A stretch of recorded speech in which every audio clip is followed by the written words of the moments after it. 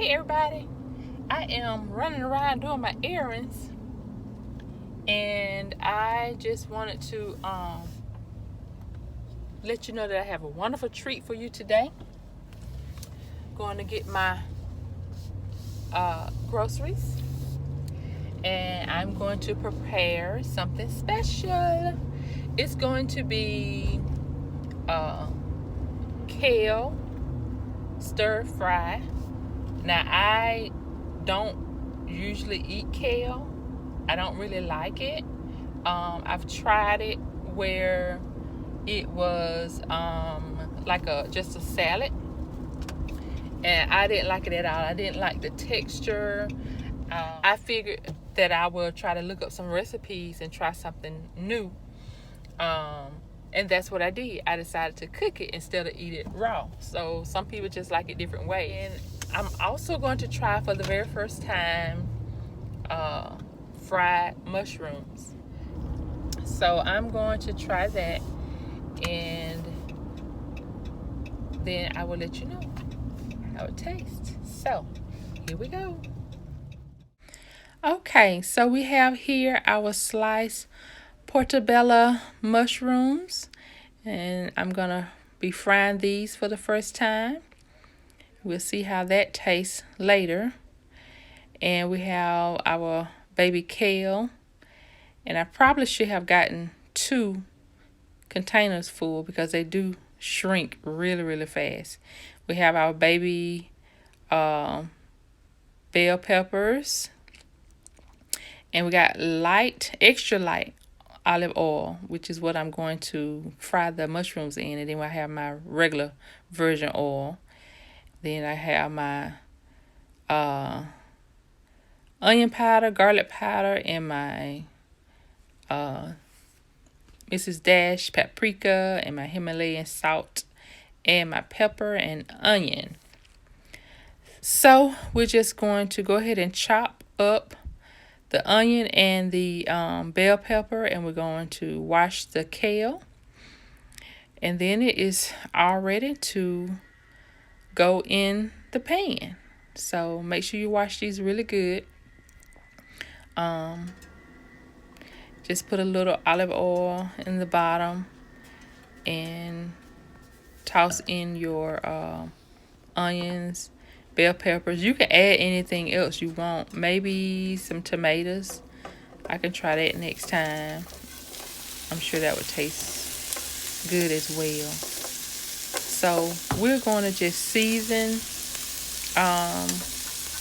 with the garlic powder and the onion powder, a little pepper, and Mrs. Dash, of course. I'm also going to add a little lemon pepper, Mrs. Dash, just to see how that does. So I did a little mixture of it. I thought it might give it a different flavor. And then we're going to let that steam a little bit and just stir it around and get all those flavors, juicy flavors. It's looking good already. Gonna let that mix. And then what we're gonna do, I'm gonna get prepared to put my kale in. And look how much kale this is right now. So we're just adding a little Himalayan pink salt for flavor, because remember I told you it had a strong texture and a strong taste to it. So we have to make sure I got to break it down. I got to make sure I break it down with all of the garnishments and the nice seasonings and vegetables. That's going to be really good with the onions as well. So you're just basically going to stir it around a little bit, and then you're going to let it sit, and it's going to shrivel on down.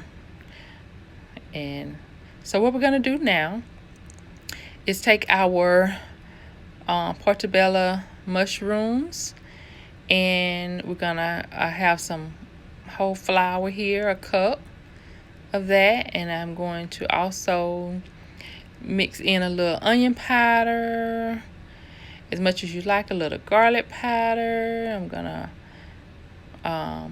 place some paprika and some pepper in here.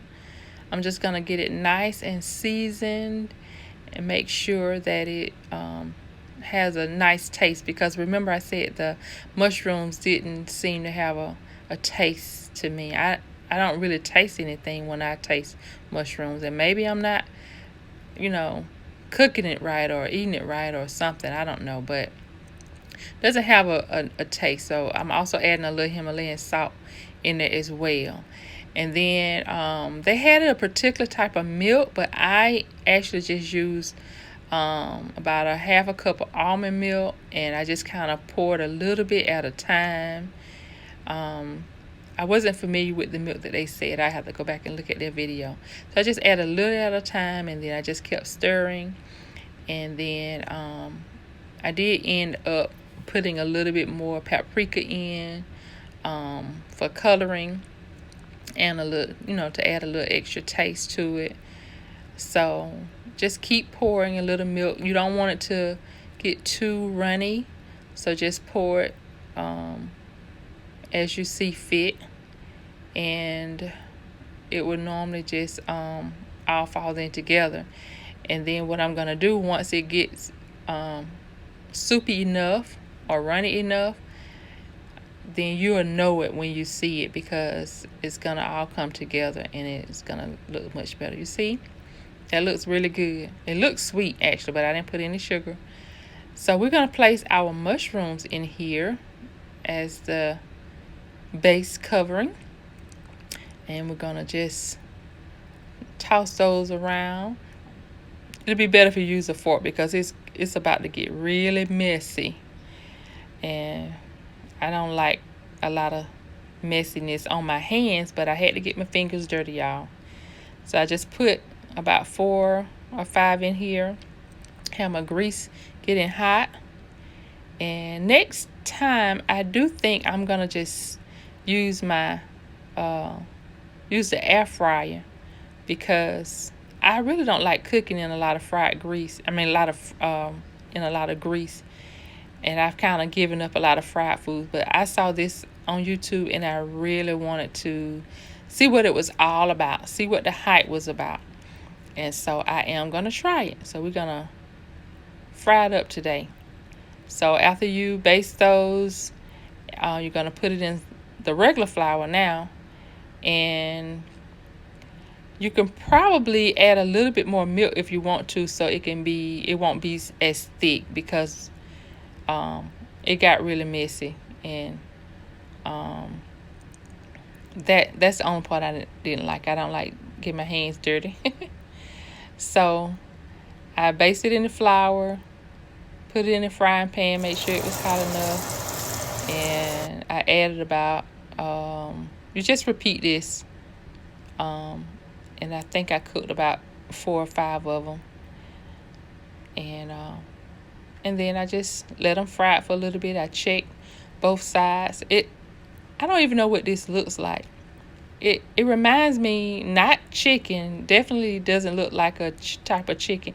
It almost looks like pork chop, and that may just be the skin on it. But I will tell you, after it fried and I tasted it, it still didn't have the taste that I was looking for. But it was edible, I will say. Here are the finishing products of the kale, the baby kale with the veggies. You see how it all kind of shrunk. And here's the finishing plate. And guess what? I actually like the kale. It was really good. So now I can say I do like kale. But the mushrooms, not so much. All right, enjoy. Bye-bye.